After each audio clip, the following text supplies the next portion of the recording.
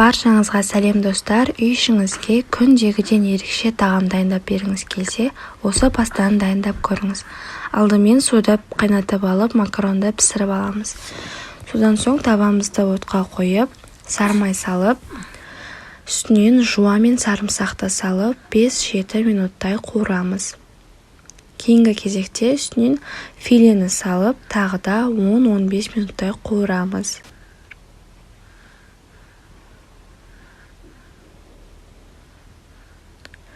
Содан соң үстінен жарты шай қасық тұз салып, одан ары қарай араластыра отырып қуырамыз.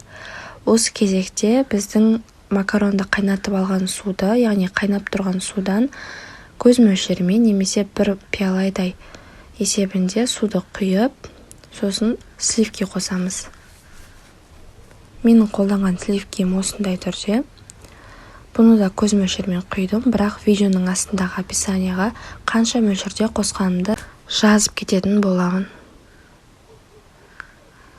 Енді осылай 5 минуттай қайнатып аламыз. Содан соң үстінен пісіп тұрған макаронымызды салып, жақсылап араластырып, үстінен сыр салып, оны да жақсылап араластырып, содан соң бетін жауып, 10 минутқа бұқтырып қоямыз.